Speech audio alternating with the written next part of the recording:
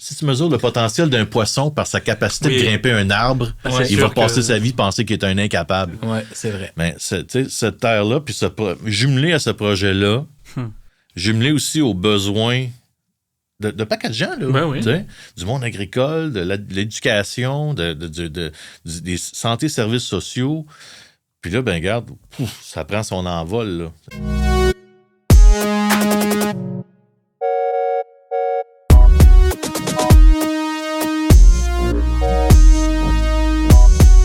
Messieurs, bonjour, bienvenue sur cet épisode de Calme-toi, les OBNL changent le monde.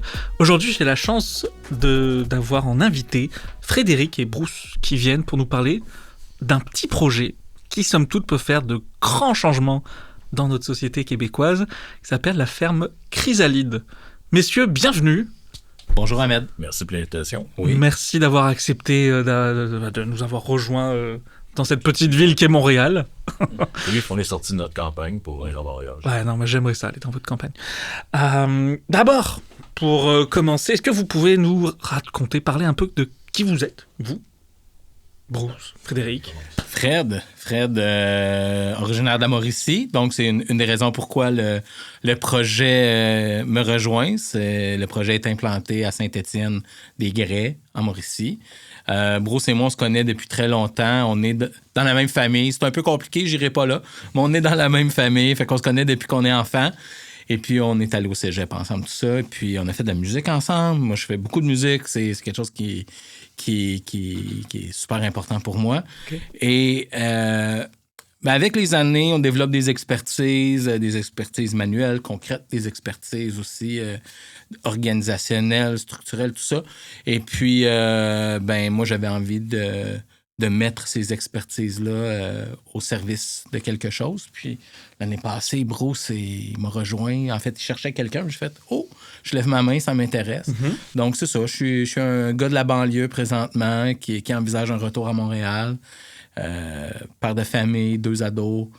Et puis, je travaille en marketing numérique. Donc, des fois, ça peut aider là, pour l'OBNL. C'est pas mal ça. Musique, travail, nature, tequel. Ça résume la situation, je te dirais. Bienvenue, Fred. Merci de cette présentation. Bruce, qui es-tu? Moi, Bruce Lapointe, le président et fondateur de la ferme Chrysalide. Je suis aussi originaire de la Mauricie, du village de Saint-Étienne-des-Grès où se trouve justement la ferme. J'ai fait ma carrière, j'ai été expatrié, j'ai suivi mon cœur, en fait, après l'université. J'ai suivi une fille à Montréal, début des années 2000. J'ai fait ma carrière en sécurité et mesures d'urgence, une bonne partie de ça. Dans le réseau de la santé, j'ai occupé diverses fonctions. Je suis toujours dans le réseau de la santé. Mais après la pandémie, j'ai voulu faire quelque chose pour donner vie, en fait, à la vieille ferme familiale qui avait été mise en dormance depuis plusieurs années, là. Et puis c'est là que dans mes nuits d'insomnie, parce que bon, j'ai un hamster, j'ai une armée d'hamsters sur stéroïdes dans mon cerveau. Et j'ai un sommeil biphasique. Pour ceux qui connaissent pas ça, je m'endors à 9h jusqu'à minuit, je me lève de minuit à 2h du matin, 3h du matin, je fais des trucs, puis je me rendors jusqu'à 5h. Okay. Alors dans cette phase-là de d'éveil nocturne, je réfléchis beaucoup, puis c'est là que est mieux de la femme Chrysalide. Puis je suis toujours un gars de projet. Moi, il faut toujours quelque chose qui avance. Il faut toujours qu'il y ait des choses qui se font. Puis je pense que de nature, je suis une personne hyper curieuse. Je suis très jack of all trades, pour pas dire master of none. Master of a few, mais jack of all trades. Puis je pense que l'OBNL, on va sûrement mieux la décrire, ce qu'elle fait, vient répondre à l'ensemble de ces choses-là. Alors, oui, l'OBNL, je le fais pour la clientèle. On va discuter. Je le fais aussi beaucoup pour moi, parce que ça me permet de me réaliser, de mobiliser la communauté autour d'un projet qui, en mon sens, est essentiel pour une bonne tranche de la population. Okay. Eh bien, merci de vos présentations. Je trouve ça toujours intéressant de savoir qui sont derrière ces projets qui changent le monde, puis en tout cas, qui changent le monde autour de nous. Donc, Bruce, ou Fred, si tu peux le compléter, hein, si vous avez envie. C'est quoi cette ferme Chrysalide? Ben, la ferme Chrysalide, si je prends la description qu'on a sur nos feuillets, là, c'est un organisme à but non lucratif dont la mission est d'offrir des opportunités d'apprentissage agricole à des jeunes de 16 à 29 ans qui vivent avec une déficience intellectuelle ou un trouble du spectre de l'autisme, mais dans le but qu'ils intègrent le marché du travail. OK, donc pas pour les garder dans la ferme. Non, effectivement. C'est on a beaucoup entendu parler des plateaux de travail. Récemment, ça a été beaucoup dans les médias. Les plateaux de travail qui existent depuis les années 40, qui ont eu mauvaise presse, mais qui quand même, je casse pas du sucre sur le dos des plateaux de travail. Là, ça répond aux besoins d'une certaine clientèle. Parce que bon, tout le monde dira, le spectre de l'autisme, justement, c'est ça. C'est un spectre. C'est pas tout le monde qui est pareil, tout le monde qui a les mêmes défis, puis les mêmes limitations, et ainsi de suite. Donc, les plateaux de travail répondent à certains besoins. Mais effectivement, il y a des plateaux de travail qui deviennent une forme de stage éternel qui finit jamais. Nous, c'est pas ça qu'on veut. C'est qu'on veut... C'est très circonscrit dans le temps. Circonscrit dans le temps, mais aussi dans les objectifs. Donc, quand les usagers ont rencontré, ou les apprentis fermiers, comme on les appelle, auront rencontré les objectifs qui ont été déterminés par le programme, ben ils seront embauchés par un producteur local. Parce que c'est ça qui est... Il y a beaucoup de choses qui est novateur par rapport à notre OBNL. C'est que on fonctionne un petit peu à l'envers, c'est que on va faire des partenariats avec des producteurs locaux. On va cogner à la porte, là. OK, bonjour, OK. Vous êtes producteur de fraises? Oui, je suis producteur de fraises, parfait. Vous, là, votre meilleur employé, là, qu'est-ce qu'il sait faire? Ben, il sait faire le semis, le désherbage, bon, vérifier des maladies, ainsi de suite, la récolte, la mise en marché. Il sait tout faire ça. OK, parfait. Alors, ce qu'on prend, c'est qu'on définit ça en objectif, on ramène ça à la ferme, on recrée une fraisière en plus petite partie. On n'est pas dans les arbres de fraisier, là. Mais on recrée une fraisière et puis on montre aux jeunes comment atteindre objectif A, B, C, D. Et quand il a rencontré les objectifs à la hauteur des attentes du producteur, le producteur l'embauche à un salaire juste et équitable. Le même salaire qu'il paierait soit un travailleur étranger temporaire, là, un Guatémaltèque ou un Mexicain qui vient travailler, ou même un travailleur local. Le fait qu'il y a une déficience intellectuelle ou un TSA ne vient pas jouer dans le fait qu'il est embauché ou pas. Oui, c'est pas un frein. OK? Alors, on enseigne de façon différente. Okay? On a une personne qui s'est joint là à notre cercle là, pour justement prendre les fiches agricoles qui peuvent parfois être très techniques là, avec des données au niveau des différents types de maladies, des noms latins, noms de même que je peux pas retenir, là, mais qui va quand même digérer ça dans un format que l'usager ou l'apprenti fermier qui aura décidé de faire ce parcours-là pourra maîtriser. Alors, on enseigne à sa mesure.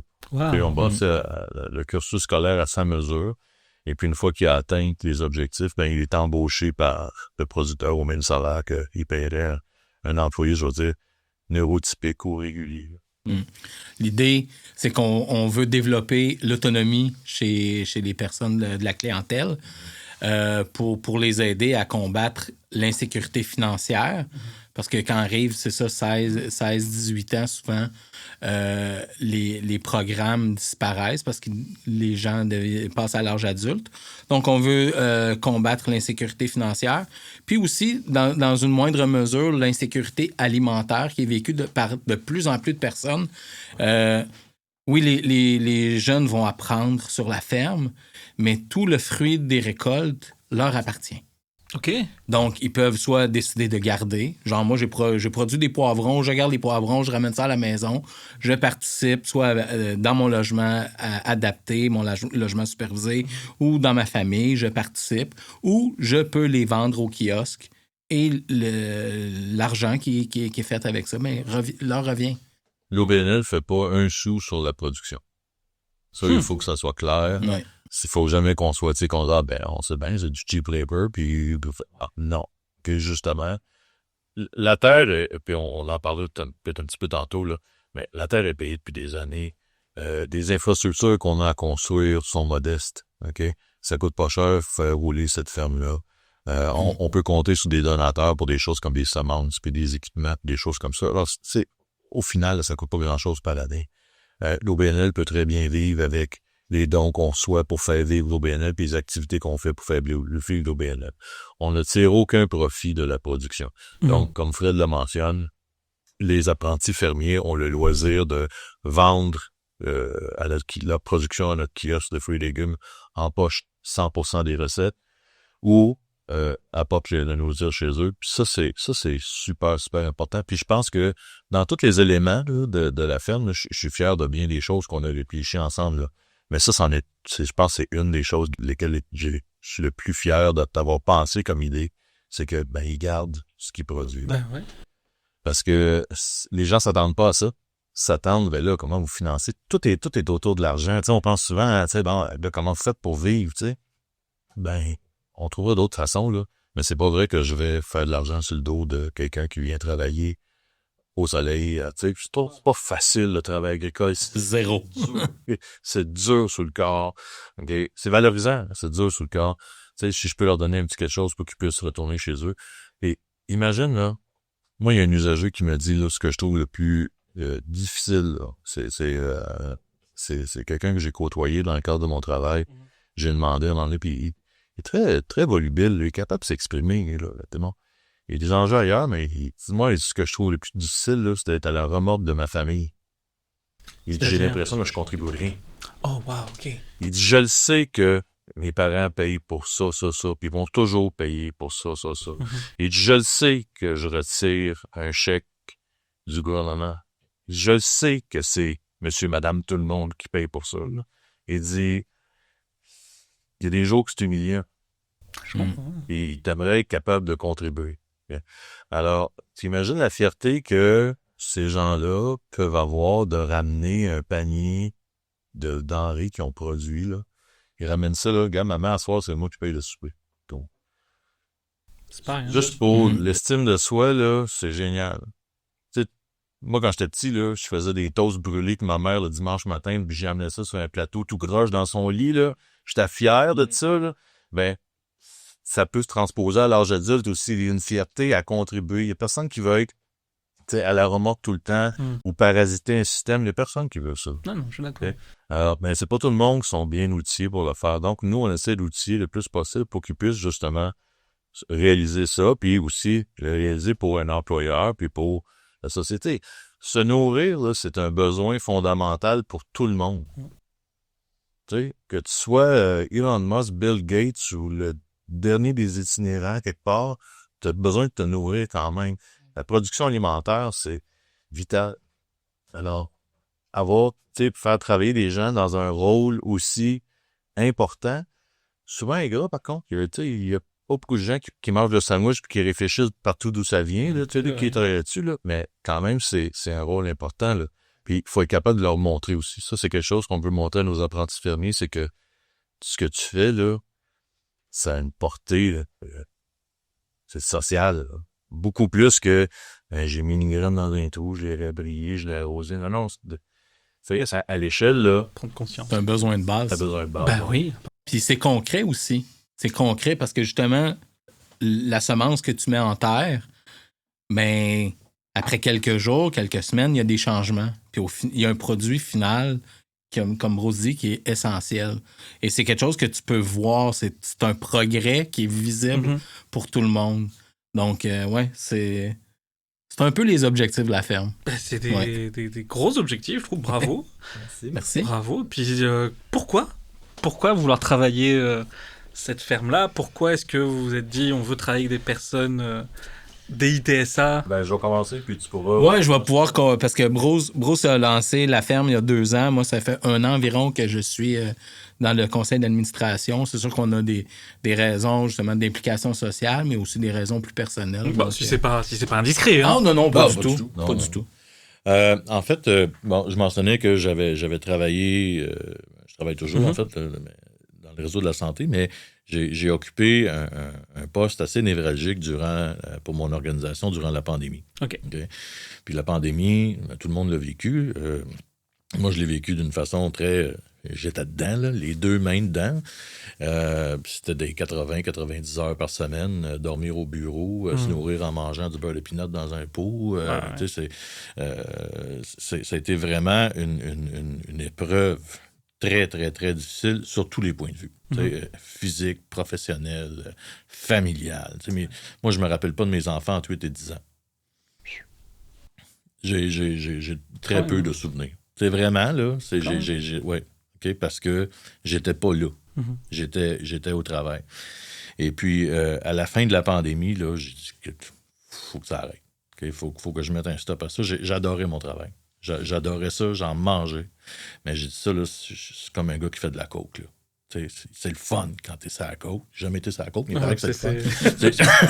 L'adrénaline. Je rassure tout le monde, là, j'ai jamais été sur la coke. mais c'est ça, c'est de l'adrénaline, mais ça te tue tranquillement, pas vite. Ouais. Puis, tu sais, ce que je raconte là, tout le monde le sait, je l'ai dit ouvertement, mes patrons l'ont su, puis ils savent exactement pourquoi j'ai arrêté de faire ce travail-là. C'est parce que je n'étais pas capable de m'arrêter. Parce que j'étais un passionné dans la vie. Alors, j'ai arrêté, mais là, c'est cold turkey, là. Tu fais plus rien. Il faut que tu trouves quelque chose. Puis, moi, j'ai été élevé sur cette terre-là. Cette ferme-là, j'ai été élevé là-dessus. Mon grand-père a acheté cette terre-là en 1966. Il a payé 1500 $ cash. Ce qui est un ridicule tantiste. Vraiment. C'est bon. Point positif de l'époque. Oui, c'est ça. C'était différent dans le temps. Et puis, mon grand-père avait son emploi là, régulier là, dans une usine, mais le soir, les fins de semaine, allait sur la ferme, relaxait, s'occupait de ses petites affaires, puis les animaux. Mais quand mon grand-père est tombé malade, il a tout vendu, et plusieurs années après, est décédé. La ferme était toujours là, les bâtiments ont été mis en dormance, mais il se passait plus rien, puis la terre attendait. Okay. Et puis, ma mère y habitait toujours. Il y a une petite maison sur la terre. Et puis, un jour, je vais visiter ma mère, comme c'est toujours bon de faire, parce que si tu ne visites pas ta mère, tu te le fais dire. Là. Alors, je vais voir ma mère une fois de temps en temps. Et puis, c'était bon, j'aimerais ça faire quelque chose avec. Parce que la terre, c'est ça. Même si j'ai passé 20 ans à Montréal, quand tu te mets dans un champ, tu te dis... ça revient. Oui, non, il y a un feeling. Oui, c'est ça. Les racines reprennent. Ouais. Okay? Puis là, tu as envie de faire quelque chose. Puis c'est là que, je vais me partir une petite production de n'importe quoi juste pour m'amuser. Mais ça n'a pas pris de temps que je me suis rendu compte, écoute, ta vie est à Montréal, tu travailles à Montréal, tes enfants sont dans la région montréalaise, ils vont à l'école là. Tu peux pas toujours voyager à gauche et à droite, t'occuper d'un carré de carottes. C'est impensable. Tu sais. Alors, comment est-ce que je peux faire profiter cette terre-là aussi? Parce que je me suis toujours intéressé au monde agricole. Puis quand on regarde le monde agricole a ses défis, particulièrement au niveau de la relève. Okay. Un jeune là, de 18-19 ans, moi, mes ados là, arrivent à l'âge où ils s'en vont au cégep. Là. Ils font des choix. Là. S'il y avait un de mes ados là, qui avait fait le choix d'aller en agriculture, okay, j'aurais peut-être fortement déconseillé. Okay. Parce que pour s'acheter une terre maintenant, il n'y a pas un jeune de 18 ans ou de 20 ans qui sort de l'école là, avec 1 500 000 à la banque pour s'acheter une terre. Les terres sont rendues à ça. Tu sais, un tracteur, là, c'est 100 000. Un tracteur. OK? Bon, OK? Alors, c'est de l'endettement, c'est des marges de crédit, c'est des marges de profit qui peuvent être faméliques des fois, les changements climatiques. Bon, OK, c'est extrêmement difficile, la vie d'agriculteur. Donc, c'est difficile pour les jeunes. Et puis, moi, dans mon travail quotidien, j'avais la chance de côtoyer un plateau de travail en DITSA. Mm-hmm. C'est là que je me dis, c'est difficile pour une personne neurotypique qui a de l'intérêt agricole d'intégrer le marché du travail ou de partir une ferme. Imagine quand c'est quelqu'un, justement, qui a des défis. Mm-hmm. C'est encore plus difficile. Et puis aussi, mais ça ne change pas qu'on a besoin de manger. Ça ne change pas que les agriculteurs existants ont besoin de main-d'œuvre. J'ai absolument rien contre les Guatémaltèques, puis les Mexicains, puis les autres travailleurs temporaires qui viennent ici, mais si on a des gens de la région qui peuvent faire le travail, pourquoi pas leur offrir une opportunité? C'est une chose que je dis souvent, puis là, je vais faire un parallèle avec le hockey, puis ça tombe bien parce qu'on est dans les séries. Puis à soir, le Canadien va gagner, je suis persuadé. On va l'espérer. Touche pas. Je dis souvent, tu sais, le match de la vie est tellement difficile, on peut pas se permettre d'avoir des gens qui restent sur le banc. Et puis là, on a... Je suis content que tu parles de ça parce qu'il y a une dimension dont tu parles souvent puis qu'on trouve super importante à la ferme, c'est l'inclusion. Ouais, hein? C'est pouvoir mettre des gens différents. Puis quand je dis différents, je veux pas parler de, entre guillemets, normal versus quelqu'un d'autre. Je parle des gens qui ne sont pas pareils. Oui, ils sont atypiques. Oui, mais au-delà des classifications, mettre des gens différents en contact. Ouais. Donc, il n'y a pas de barrière, de clôture, c'est tout le monde ensemble. Puis c'est pas genre, OK, voici le producteur, puis on prend une personne neuroatypique, là, puis on l'amène chez le producteur. Là. Nous, ce qu'on veut, là, c'est ça. Ouais. C'est que les deux viennent se rencontrer à la ferme. Ouais. C'est pour ça que le producteur avec qui on va faire un partenariat ou une entente, ben c'est sûr qu'il va venir régulièrement à la ferme voir le progrès de son apprenti. Tu sais, je ramène un programme d'apprenti. Au Moyen-Âge, c'était ça. Là, avant les grandes écoles, puis tout ça, les gens fonctionnaient par un apprentissage. Tu allais chez le forgeron pour devenir forgeron. C'est comme ça. Ben, on veut faire un petit peu le même principe, là. Alors, c'est de l'inclusion, oui, mais c'est une mutualisation aussi dans un certain sens. Exact. Ouais. Tout le monde travaille ensemble. Puis moi, je vais faire un petit peu de millage sur ce que Bruce dit parce que ça fait juste 1 an que je suis dans le projet. Moi, du plus loin que je me rappelle, j'ai tout le temps été celui qui fait « Hey, il y a d'autres personnes, justement, on laisse personne sur le banc. Celui que les gens ne veulent pas avoir dans leur équipe, moi, je le prenais dans mon équipe. » Puis tout ça. Pourquoi? Parce que moi, j'ai eu la chance, puis je le dis tout le temps, j'ai eu l'immense chance de grandir dans une famille où cette valeur-là était présente. Pourquoi? Parce que j'ai une tante trisomique. Okay. Une tante trisomique qui, dans les années 60, n'a pas été placée en institution, qui est restée à la maison jusqu'à sa mort, ou presque, qui faisait les activités de la famille, peu importe. On va en voyage, Doris vient avec nous. Elle est là, elle fait partie de la famille. On se pose pas de questions. On se pose pas de questions. Fait que pour moi, c'est super important. Puis Doris, mais elle travaillait, mais justement, ce qu'elle faisait, c'était un petit peu un travail de drone, on va dire. Mettre des petits ustensiles dans un petit sac en plastique pendant 4 heures. À un moment donné, ça passe le temps, mais ça permet pas un grand épanouissement. Donc, moi, je te dirais que ça fait des années que je cherche un organisme dans lequel m'impliquer, mais pas juste pour m'impliquer, pour faire avancer les choses, mais pour aller chercher mes valeurs. Et puis, quand Bruce a fait son appel à tous, j'ai fait « Oh, ça là, ça touche à beaucoup de cordes. » Justement, retour à la terre, se grounder, être dans le moment présent, voir un changement autant physique. Genre, la Terre, elle ressemble en rien à ce qu'elle était l'année passée à la même date. Okay. Parce qu'on a fait beaucoup de travail. Puis justement, quand on va commencer à accueillir des usagers, ben, c'est voir le progrès que ces personnes-là vont faire, l'impact que ces personnes-là vont avoir, pas juste dans un champ, mais dans la vie des gens avec qui ils vont travailler. On l'appelle la ferme Chrysalide parce que c'est un lieu de métamorphose. Alors, tu sais, c'est la métamorphose, pas seulement de la terre, parce que comme Fred dit, là, c'est un champ de patates. C'est en fait même pas un champ de patates, c'est en friche. Okay? C'est un terrain vague. Okay? Puis honnêtement, si quelqu'un coupait pas le gazon, là, ça aurait monté tout croche, cette affaire-là.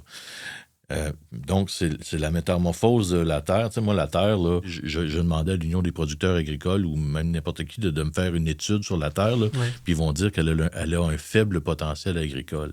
Okay. Moi, ça m'insulte à chaque fois, ça. Parce que je me dis, ben, tu sais, des gens qui se font dire qu'ils ont un faible potentiel.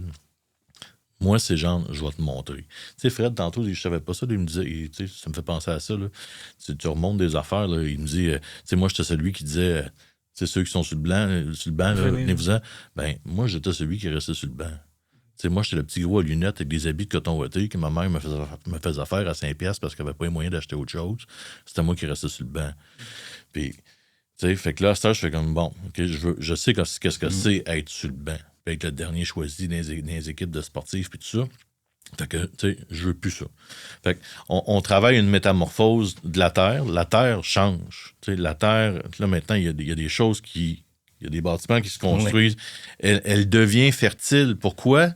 Parce qu'on lui amène des choses, parce qu'on, tu sais, je ne vais pas trop tomber dans l'anthropomorphisme puis donner un sens humain à quelque chose. Pas? Mais c'est vivant. Pourquoi pas? Mais il y a du vivant là-dedans, oui. OK? Alors, tu sais, c'est en lui emmenant ce qu'elle a de besoin, comme les gens, on leur amène ce qu'ils ont de besoin. Ils ont besoin de quoi? Des opportunités, de la considération, de l'écoute, de l'inclusion. Tu sais, fait que les gens, là, ils vont se métamorphoser au même titre que la Terre se métamorphose. Alors, la ferme Chrysalide, demande-moi pas ce que j'ai, de quel trip j'ai tombé pour avoir ce mot-là, mais il est parfait. Je trouve aussi. Il est parfait. Je suis obligé souvent de l'épeler parce que les gens ne savent pas trop c'est quoi, là, mais quand même. Mais il est parfait. Il le représente. Puis c'est une métamorphose aussi pour moi. C'est qui a eu une carrière, qui a dû le laisser pour plein de raisons, et puis qui avait besoin de se réinventer dans quelque chose. Fait que le mot, il est parfait. J'aurais pas pu j'aurais créé un mot, là, ça n'aurait pas été mieux que ça. Là. Mais là, moi, je vais continuer là-dessus. Parce que Ouais. je trouve ça le fun parce qu'on peut parler du projet dans son entièreté en partant du nom Chrysalide. Là, on est encore dans la phase cocon. OK. Mais la phase cocon, là, on est un gros cocon, je te dirais. En 1 an, on est parti de la terre en friche. Maintenant, on a un chemin en gravelle. Ouais. On a un silo un silo qui a été recyclé, qui va être notre kiosque de vente sur une belle base de béton. On a une serre qui a été montée. On a un dôme géodésique qui nous a été vendu à un prix d'amis qu'on va pouvoir monter pour faire des cultures. On a une bleuetière protégée. On a plein d'arbres fruitiers. Excusez, c'est difficile à dire ce mot-là, fruitier. Et là, on est en campagne de financement présentement. En fait, depuis toujours, on est en campagne de financement. On a fait un spectacle bénéfice pour ramasser des sous à Saint-Étienne. On a fait une loterie du temps des fêtes. Donc, on a vendu pour au-dessus de 10 000 de billets. Ça a bien été, de billets. On s'est fait dire par la compagnie qui gère la plateforme qu'on était dans les top 5, top 10 pour les premières levées de fonds là, par un organisme. Là, on fait un moitié-moitié présentement, justement, pour aider à payer le fonds de roulement parce que tout l'argent qu'on a fait jusqu'à maintenant, comme je disais tout à l'heure, il y a 1 an, on avait à peine 900 $ dans le compte puis on se demandait comment on allait finir l'été. Et là, on a ramassé au-dessus de 30 000 $ avec beaucoup d'huile de coude en 1 an. Les levées de fonds, des dons qu'on est allé chercher, des dons des élus de la région. Et là, on a notre gros projet, mais c'est de bâtir la Grange Atelier parce que pour accueillir des gens, il y a des normes. Et puis... une toilette. Une toilette. Ça, c'est une toilette, c'est une norme. De l'eau. C'est des folies de même, là. Mais je suis content que tu parles d'électricité parce que tout ça, on essaye d'ancrer ça dans le développement durable aussi. Okay. Donc, respecter la terre et y aller selon des valeurs écologiques. Donc là, on travaille sur un système évolutif pour des panneaux solaires, peut-être un jour de l'éolien.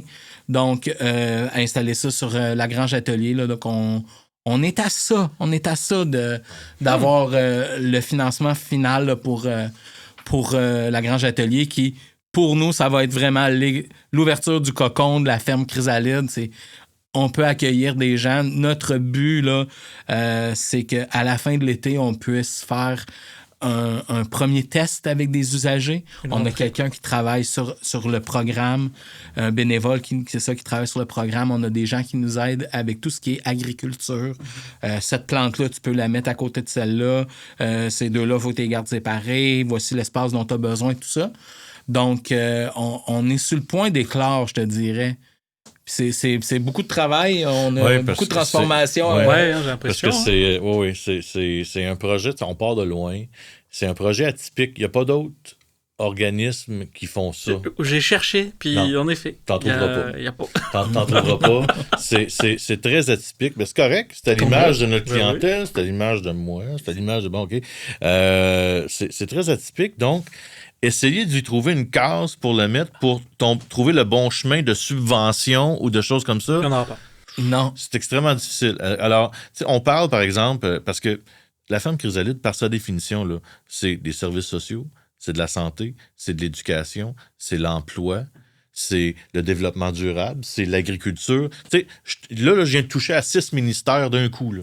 Okay. On est l'ornithorynque des OMBL. Pas tout à fait. La journée que je vais commencer à pondre des œufs, Fred, là, tu me dis, OK. On n'est pas tout à fait de l'agriculture, pas tout à fait une école, pas tout à fait des services sociaux, mais on est tout ça. Alors, on n'a pas de frein, mais on a beaucoup de quoi? Tu sais, alors, quand j'appelle, par exemple, comme le ministère de l'Agriculture, qui sont super gentils, le ministère de l'Environnement et de l'Agriculture, mais êtes-vous producteur agricole? Oui, il faut que vous rentrez dans leur case, en fait. On ne rentre pas dans une case. Non. L'Union des producteurs agricoles, même chose. L'éducation, même chose. Tu sais, c'est comme... On a tous le même regard, là, c'est genre... C'est incroyable, votre patente, mais on ne sait pas où vous mettre. Ouais. Okay?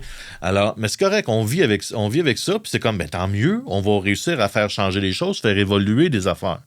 Mais ça, c'est un frein à obtenir des subventions. Tu sais, présentement, on n'a pas de subvention du tout. Okay? Aucune. Parce que pour ces enjeux-là, on ne sait pas où nous caser, mais en même temps, on est dans une espèce de cercle vicieux. Là. Tu sais, on n'a pas de salle de bain, là. Okay? On n'a pas d'eau courante, on n'a pas d'infrastructure, on ne peut pas recevoir d'usagers. Alors, on peut pas tout de suite, on ne répond pas à notre mission présentement. Ouais. Donc, pas d'usagers, pas de subvention, pas de toilette, ainsi de suite. Ça n'arrête pas. Fait que, comme on disait, c'est qu'on travaille très fort avec les moyens du bord pour aller chercher cet argent-là. Puis là, c'est high five à nos amis, familles, cercles rapprochés, un petit peu plus éloignés, qui ont tous contribué. Là, je m'excuse là, à tous mes amis, familles là, que j'ai harcelés pour acheter des billets de loterie, puis tout ça. Là, tous les messages Facebook que j'ai pu envoyer, là, les gens ont contribué, mais l'argent qu'on a ramassé là, dans les 2 dernières années, parce oui, il y a une ferme à démarrer, terrain, avec tout ce que ça implique, mais il y a tout le côté administratif de nos BNL aussi. Là. On est inscrit au provincial, au fédéral, on peut émettre des reçus pour dons de bienfaisance. C'est d'ouvrage, ça, là. Les assemblées générales, les assemblées de conseils d'administration, la constitution, tout ça, c'est de l'administratif, ça, c'est du truc divers là, qu'on fait quand que, mais ça reste qu'il faut le faire.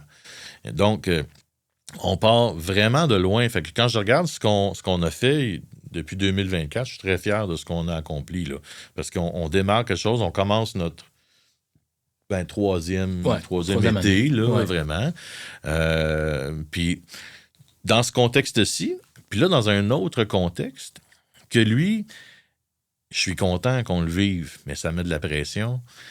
Il passe pas une semaine sans que je reçois un message d'un parent pour me dire quand est-ce que vous ouvrez. Vous savez, gérer les attentes des parents. Les parents là, de jeunes qui ont une déficience intellectuelle ou un TSA, puis là je dis jeune, mais c'est 16-29 ans, là, mais tu sais, 16-29 ans, c'est un âge critique. Là. Premier job, première blonde, premier chum, l'âge adulte, tout ce qui vient avec l'âge adulte, questionnement, ainsi de suite. Il y a ça. Derrière ça, il y a des parents qui se voient vieillir. Qui disent, à l'âge, j'atteins un âge à la retraite où je suis supposé me prendre ça cool, mais non, j'ai un enfant à défi que je dois quand même, ma mère, moi, je suis correct dans la vie, là, je vois bien, là, ma mère, elle s'inquiète encore pour moi parce que 75 ans, là. Les parents, c'est tout le temps ça. Alors, imagine quand tu as un enfant que tu sais qu'il va toujours avoir des défis pour intégrer le marché du travail. Qu'est-ce qui va arriver à mon fils quand je serai plus là? C'est la question que tous les parents se posent. Alors, des places comme la ferme Chrysalide, les parents voient ça comme une espèce de phare dans la tempête. OK? C'est comme, quand est-ce que tu allumes ta lumière pour que je puisse te suivre? Là? Parce que là, je suis pogné dans la tempête, puis mon bateau, là, qui a de l'âge, là, commence à prendre l'eau. Là. Puis je sais pas si je vais être capable de tenir ça bien longtemps. Puis on le sait, là, avec la désinstitutionnalisation. Bravo. Si ça vaut pas cher au Scrabble, mais c'est dur à dire comme mot. Oui. Les ressources pour les personnes adultes sais, les enfants, ils en ont. Il y a toujours des places à amélioration, là. Mais rendu à 18 ans, là, bonsoir. Maintenant, t'es correct. T'es correct, t'es correct. Il y en a des programmes, mais ça répond pas à tous les besoins. Alors, nous, on essaie de venir un peu pallier ça, puis lui offrir des chances. Là. Dans un monde que, je disais encore, l'agriculture a ses défis. Donc, on essaie de prendre des gens qui ont 2 défis, puis voir, OK, comment est-ce que vous pouvez vous entraider, là? Okay? Alors, c'est là dans le contexte qu'on fait. Fait que quand un parent m'appelle, puis là, je suis obligé de dire hey, je peux pas le recevoir parce que j'ai pas de toilette. Tu sais, c'est dur, hein? Ça fait dur. Non, je comprends. Ça fait dur. J'aimerais mieux dire je peux pas le recevoir parce que j'ai pas de place cette année, je suis plein. Mais non, là, c'est parce que j'ai pas de toilette. Ouais. C'est ridicule de même. Alors, dans la dernière année, tout l'argent qu'on a eu, on a gratté les fonds de tiroir, vendu des bouteilles, puis name it, là, ça a été vraiment pour avoir l'argent nécessaire pour construire ce petit atelier-là, qui est très modeste, là. C'est 12 pieds par 16. 16 par 20. C'est 16 par 20 pieds, là. C'est un peu plus grand que ton bureau ici, là. On a juste besoin d'un espace pour une salle de bain. Une table à pique-nique. Puis, quand il pleut, on peut rentrer en dedans puis attendre que l'orage passe puis on sort dehors. L'agriculture, c'est dehors. J'ai pas besoin d'un palace, là, mais les frais de construction sont tellement élevés. Ça, c'est avec... Ils sont élevés, mais on est allé chercher des donateurs qui vont donner des trucs en nature. Je me rappelle, il n'y a pas très longtemps, il y a quelqu'un qui a écrit sur la page, Bruce avait partagé le moitié-moitié. Il y a quelqu'un qui a écrit, qui a dit « Hey, c'est-tu ça exactement que vous allez faire? Je vois qu'il y a du pavé en avant. Je vais le faire pour vous autres. » Wow! Ça, c'est cool. C'est génial. Puis, je le répète, nous, on fait ça avec du bouche à oreille. Fait qu'on parle à nos amis, qui des fois en parlent à leurs amis, puis après ça, ça grandit tranquillement, mais on est encore au début de la chose. On a hâte que ça fasse l'effet d'avalanche. On aimerait beaucoup avoir un donateur corporatif. Là, là il y a une compagnie qui nous a approchés. Je le mentionnais, Bellemare. Bellemare, qui est une grande entreprise de béton, d'agrégats. Ils font du transport longue distance aussi. Puis leurs bureaux sont à 10 minutes de la ferme. OK, vraiment, sont vraiment proches. C'est une bonne occasion pour une entreprise d'être un bon citoyen corporatif. Bellemare, j'ai passé 1 an à les cogner à leur porte. Ils étaient un peu fatigués, mais c'est correct, ils ont fini. Ils ont répondu. C'est ça, les relations de voisinage. Puis ils ont très bien répondu. On te donne le béton puis l'agrégat que tu as besoin pour faire tes projets. Alors, merveilleux. Ça, c'est de l'argent de moins qui sort de notre compte. Exactement. Alors, tu sais, on aimerait ça avoir d'autres donateurs comme ça, parce que tous les gens, en fait, qui ont été voir, là, tout le monde est d'accord pour dire que c'est un projet vraiment extraordinaire, novateur, puis ainsi de suite. Mais je pense qu'il faut se faire connaître un petit peu plus, pas juste dans la région, parce que, tu sais, ça aussi, c'est une chose que un autre élément, il y a des éléments pour lesquels je suis fier de la ferme Chrysalide. Là. Un autre élément, c'est que la ferme Chrysalide, c'est quelque chose qui se franchise très bien. En plus. Il y a rien. Quelqu'un comme moi, là, qui est dans le bas du fleuve, qui a hérité de la terre de ses parents, puis il n'a aucune idée comment faire, OK? Ou quoi faire avec ça, là, il pourrait dire, je pourrais réserver, là, 2 acres, 3 acres. Là. En termes agricoles, 2 acres, là, c'est pas beaucoup. Là. Vraiment, on est dans la microculture. Là. Et faire une ferme Chrysalide. Tu as besoin de quoi? Tu as besoin d'une toilette. Et de l'eau. Et de l'eau. Un petit bâtiment, un éducateur, puis un expert horticole. Puis, nos usagers, là, ils proviennent, ils nous sont référés par des organismes communautaires. C'est pas nous là, qui se promenons. Puis, y a-t-il quelqu'un qui a une DI ici? Puis, non, ça ne fonctionne pas comme ça. Il y a plein d'organismes qui soutiennent cette clientèle-là. On va juste cogner à la porte. Regarde, nous autres, on a cette activité-là que vous pouvez faire chez nous. Écoute, tout de suite, ça embarque. Là. Alors, moi, mon rêve, c'est de voir des fermes Chrysalides en phase 2. Là, c'est de voir des fermes Chrysalides qui poussent pour répondre à des besoins en Abitibi, en Gaspésie. C'est une belle vision, ça. Parce que les besoins de l'Abitibi dans l'agriculture ne sont pas identiques que Montréal. Là. Non. On n'a pas les mêmes réalités. Là. À Montréal, là, on parle de culture urbaine sur les toits, dans les serres. C'est différent de en Abitibi, où on peut faire pas mal plus de sylviculture, par exemple, les arbres, par exemple. Bon, OK, c'est une autre forme d'agriculture, là. Et puis, c'est pour ça que, présentement, la ferme Chrysalide, on est un petit peu un buffet chinois de l'agriculture. Oui, on a tout. Et que vous avez de belles images, vous deux. J'aime ça. on est habitué de faire les choses pour que les gens comprennent. Ouais. Mais c'est un buffet chinois parce que on veut pas juste faire du maraîchage. OK? Fait que là, les gens viennent chez nous. Ah, moi, j'ai ça, faire pousser des carottes. Ah, ben, désolé, nous autres, on n'est que ça. Non. OK, non. T'aimes pas ça, du maraîchage? Ben, parfait, viens avec moi, regarde. On a une champignonnière. On fait pousser des champignons. Des petits fruits. Des petits fruits. Des fleurs. Oui. Ben, toutes les facettes de l'agriculture. Puis, tu sais, on regarde aussi vers des choses plus techniques comme le vermicompost. Faire du compost avec des vers de terre, du biochar. Okay? Le biochar, là, c'est créer du charbon de bois en brûlant du bois selon le principe de pyrolyse. Là. Mais tu vois, c'est plus scientifique. Là.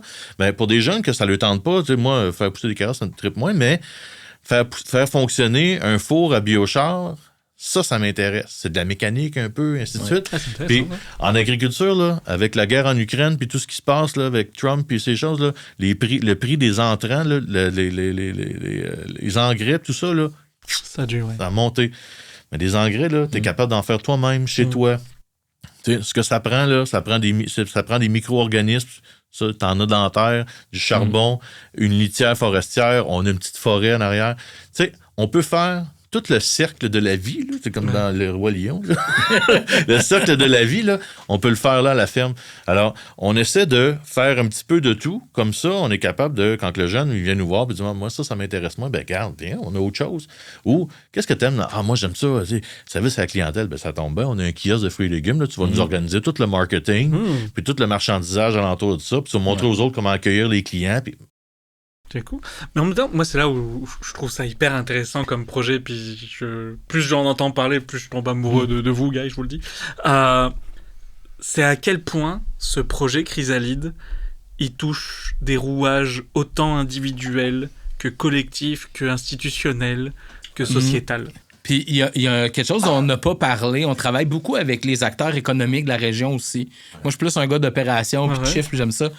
Je me souviens pas du nom exactement, mais il y a quelqu'un à la MRC qui nous a fait un calcul du coût des gens qui ne travaillent pas versus des gens qui sont des membres actifs de la société pour qu'on puisse chiffrer pour les gens là, les ronds de cuir qui s'occupent des budgets. Dire, regarde, moi, un usager qui vient puis qui après ça va travailler 20 heures par semaine, voici combien la société, le gouvernement québécois économise. Puis ça fait pas juste économiser, ça lui fait gagner de l'argent. Donc, oui, on a toutes nos considérations philosophiques, mais il y a l'impact social, complètement d'accord, communautaire, personnel. On est à plusieurs niveaux. Là. Wow.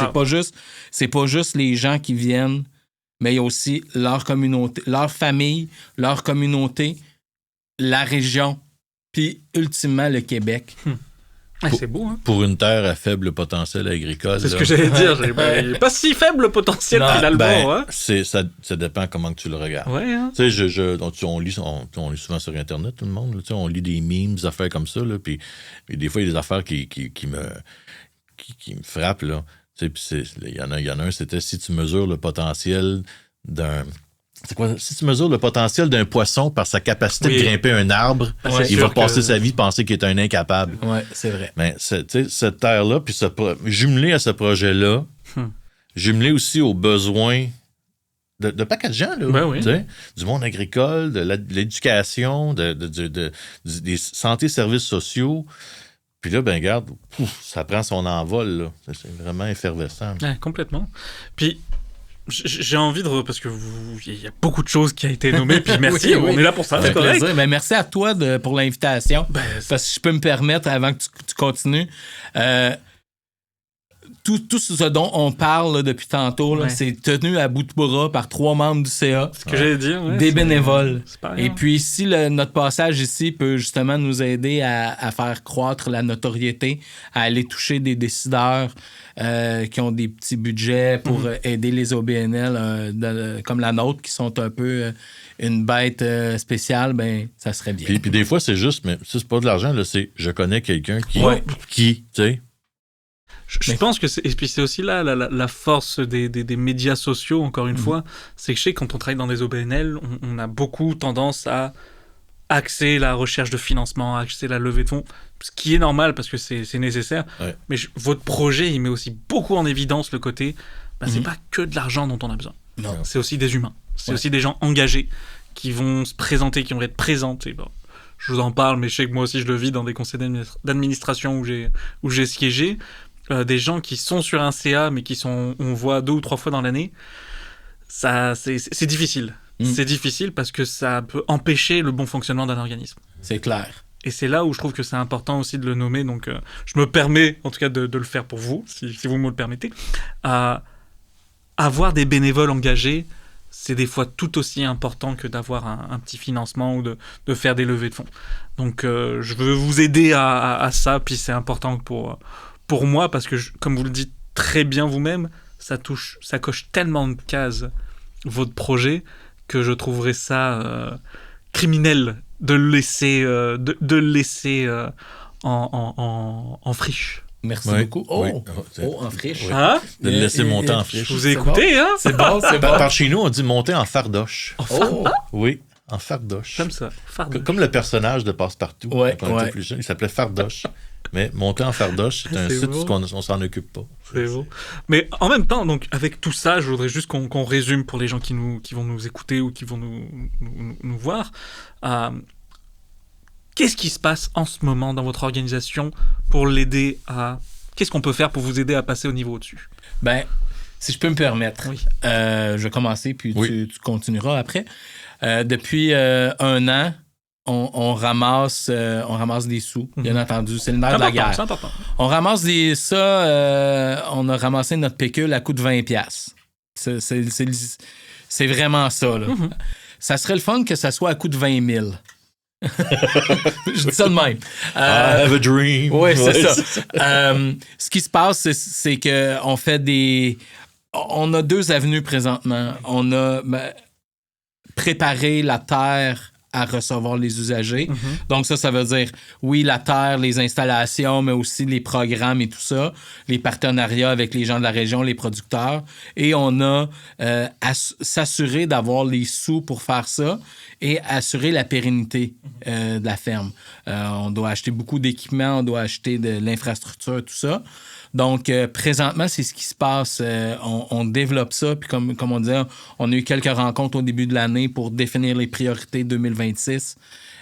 Et puis, parce que sinon, on peut partir dans tellement de directions, puis on doit souvent se dire, oui, c'est une bonne idée, mais plus tard. Comme Bruce parlait de la forêt, il y a des érables. Pas les meilleurs érables, mais il va y avoir une érablière éventuellement. Ouais. Pas cette année. Parce que le but aussi de la ferme, c'est qu'elle fonctionne, elle opère 4 saisons. Parce qu'on veut être capable d'offrir des opportunités d'apprentissage 4 saisons. Tu sais, je peux pas m'engager auprès d'un apprenti fermier d'avril à octobre, puis après ça, je te renvoie chez vous, puis tu n'as pas les pouces l'hiver. Ouais. L'hiver, c'est long pour moi. Là. Fait que, lui aussi, là, il a hâte de revenir. Alors, qu'est-ce qu'on peut faire pour étirer notre saison? On planifie nos activités en conséquence. On parle d'érablière. Une cabane à sucre, au mois de février, on commence.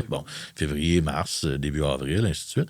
Et puis après ça, c'est quoi les activités qu'on peut faire? L'hiver, c'est de la production, de la transformation, par exemple, de l'ensachage de graines, des semences. On fait pousser des trucs pour les semences, on les ensache, puis au printemps, on vend nos semences. Ou on transforme, par exemple, des gourdes en cabane à oiseaux, des choses plus artisanales, par exemple. Mais c'est ça, mais il faut être capable de garder le site actif. Puis on parle de financement, puis il y a un point que j'aimerais apporter qui est très, très important, parce qu'honnêtement, on ne serait pas là sans eux. C'est que la Caisse populaire Desjardins de l'Ouest de la Mauricie a rapidement embarqué dans le projet. Okay? Rapidement embarqué dans le projet, a tout de suite compris la valeur sur tous les fronts là, d'un projet comme celui-là. Sauf que Desjardins, ce qu'ils veulent, c'est parfait comme ça, ça va dans leur racine de communauté. Ils veulent voir un engagement communautaire. Ils veulent voir... Que d'autres joueurs de la région embarquent. Exactement. Donc, Bellemare, que j'ai mentionné tantôt, en fait partie. Mais Desjardins nous a envoyé une lettre, une espèce de promesse de contribution qui nous aiderait à aller voir des entreprises de la région ou des entreprises... qui voudraient s'impliquer dans la région. Mais regardez, là, on a une lettre là, d'appui là, de Desjardins. Desjardins croient en notre projet. Fait que c'est pas juste moi puis Fred là, qui prenons le bâton de pèlerin puis qui vont cogner une grande entreprise puis le PDG, vous êtes t'es qui, toi? T'sais? Mais regardez, là, M. Desjardins, il croit que c'est une bonne idée, il est d'accord. Alors ça nous amène de la street cred, là, de la crédibilité. La farm cred. La farm cred, oui. Alors, ça, c'est important. Alors, s'il y a des entreprises qui nous écoutent, qui nous regardent, ils disent, bon, ça tient-tu à la route, ce projet-là? Desjardins pense que oui. Oui. Mais pour résumer, parce que je sais que nous, on part dans beaucoup de directions. Mais c'est bien, c'est important. Pour résumer, pour répondre à ta question, ce qui se passe présentement, on a une activité de campagne de financement qui a lieu jusqu'à la fin du mois de mai. Ça, c'est moitié-moitié. Moitié-moitié de la ferme Chrysalide. Si vous allez sur notre page Facebook, il y a quelques publications. On va dire quelques. Vous pouvez trouver le lien poste à tous les jours. Là, je vais le partager. On a une journée de bénévolat en mai. Je ne sais pas exactement la date. Ouais, on a une journée de bénévolat pour préparer le terrain. On en a fait une l'année passée. Ça avait super bien été. Et puis après ça, ben c'est ça. Préparer le terrain. On a une fosse septique qui s'en vient. On a la cabane qui va s'en venir. Bruce est en train de finaliser les derniers trucs financiers pour ça. Donc, je dis la cabane, mais c'est la Grange Atelier. Là, c'est un 16 par 20, 2 étages. Tout ça. Donc, c'est les projets qu'on a, je te dirais, à court et moyen terme. Notre but qu'on aimerait vraiment, vraiment beaucoup, je le répète encore, c'est fin septembre, accueillir des premiers usagers pour une journée de test. Je vous le souhaite. On va travailler pour, en tout cas. Oui, puis on a fait aussi, à l'automne, on va préparer sûrement une autre cohorte des étudiants du Collège La Flèche en technique d'éducation spécialisée. Ils ont un programme de TES là-bas. L'année passée, ils sont venus faire un stage à la ferme. Je les salue d'ailleurs. Et puis eux, ils nous ont sorti là, quel type de clientèle pourrait venir, parce qu'encore une fois, c'est un spec. Là.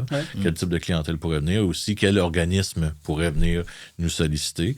Alors, on va préparer quelque chose pour une deuxième cohorte. Je pense qu'on va travailler sur, justement, digérer des fiches agricoles très, très techniques en quelque chose que nos usagers peuvent comprendre. Là, parce qu'on essaie d'impliquer les acteurs de la région aussi pour pas que ça reste tout seul. Encore une fois, on disait tout à l'heure, je reprends l'image de Bruce, on veut que personne reste sur le banc. Tous les gens qui peuvent contribuer à faire de ce projet-là un projet gagnant, ben, on veut qu'ils embarquent avec nous autres. En tout cas, vous l'avez bien programmé à la réussite, ce projet.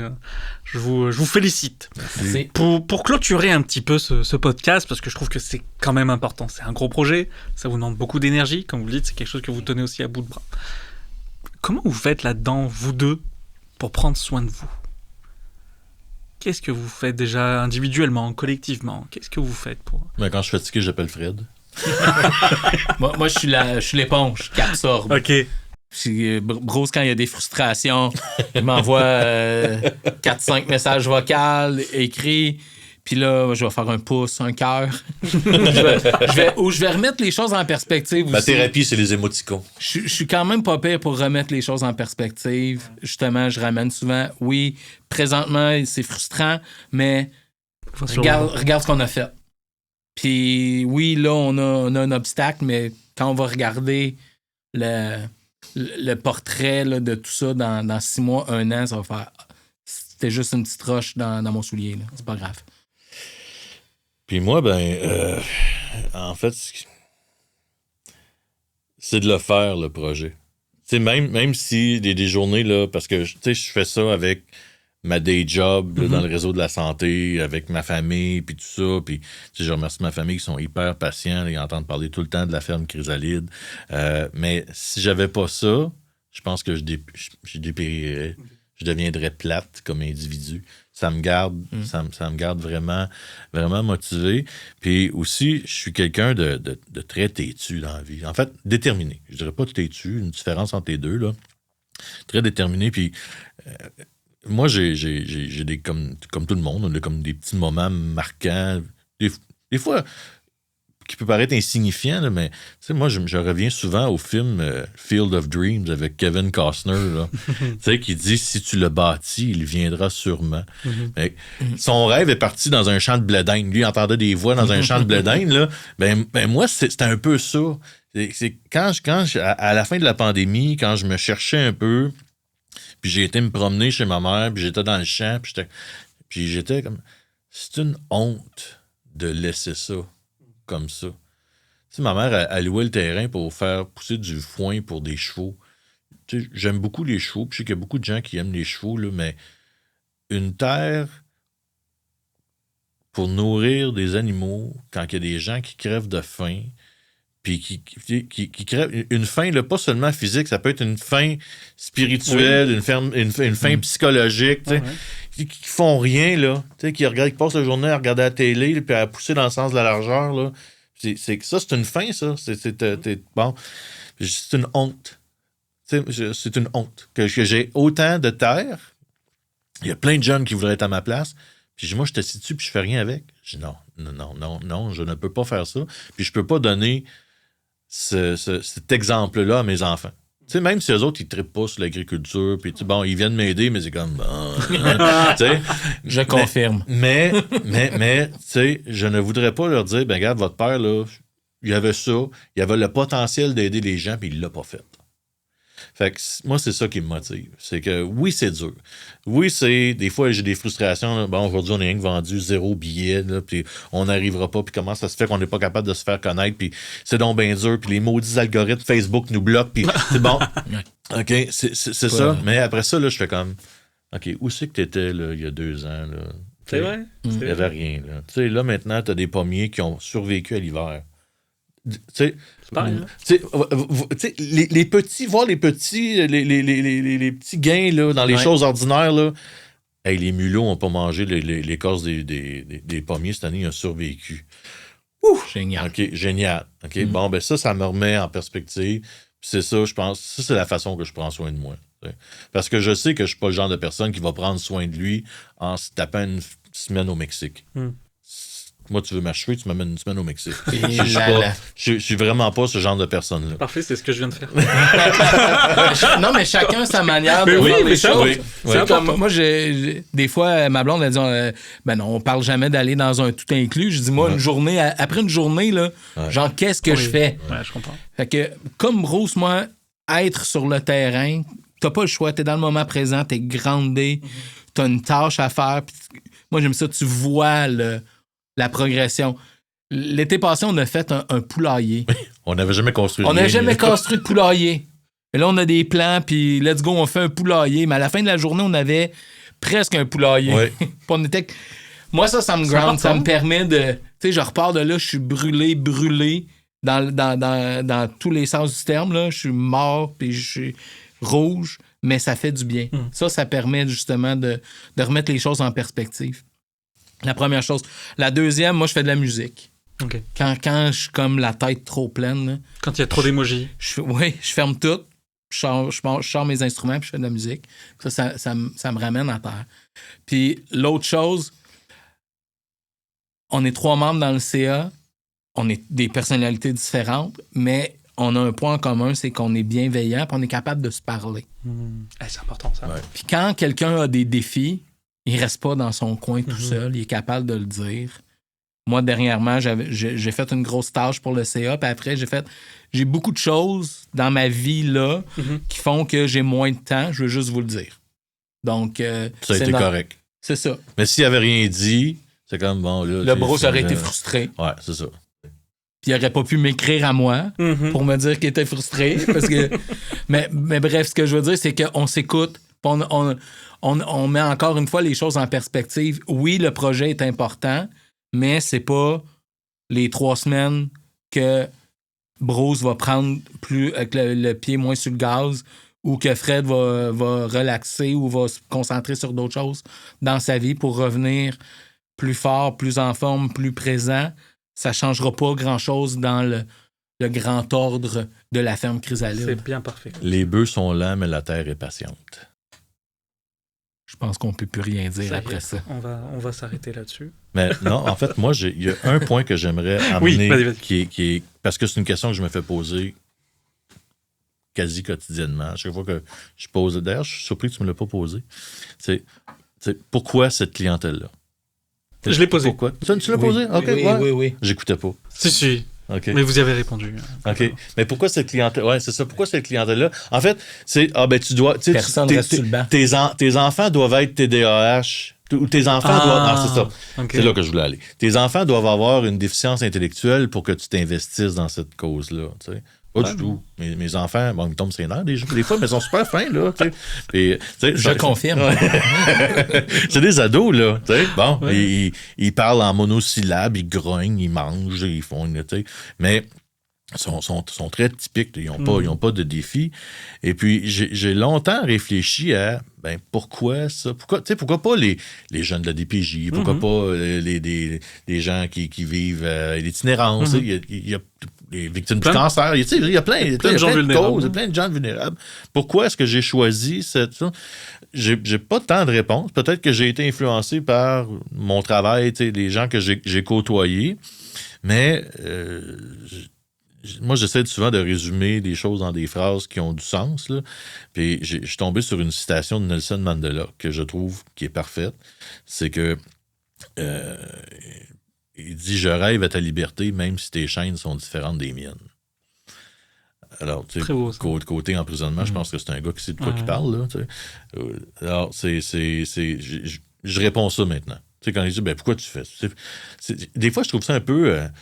pourquoi je suis obligé de me justifier de vouloir faire de la... On a une espèce... Les gens c'est-tu par curiosité ou c'est par... Je pense que les gens, ils ont besoin de trouver une explication. Une explication. C'est pas tout le monde qui a ce désir-là ou cette envie-là, ou cette passion-là de s'impliquer. Puis c'est peut-être... je comprends pas. Oui, parce que tu vois souvent ça, mon père est décédé du cancer, alors j'avais traversé le désert de Gobi à pied pour ramasser de l'argent, mais pas forcément. Il y a des gens qui s'investissent dans des causes qu'ils trouvent intéressantes puis qui les touchent pas nécessairement. Là. J'ai trouvé cette citation-là tout à fait parfaite. Là. C'est une belle citation. Messieurs, on va terminer l'épisode là-dessus. Merci de votre participation. Encore bravo pour ce projet. Puis je veux vraiment faire le maximum pour essayer de vous soutenir et de vous donner toute la visibilité que vous méritez. Et on va le partager nous aussi. Oui. Passez une belle journée. Merci. Je vais mettre tous les liens de vos sites web, de vos sites de médias sociaux. Je les mettrai dans la description. Puis on va voir comment tout ça va prendre. Excellent. Génial. Merci encore. Merci.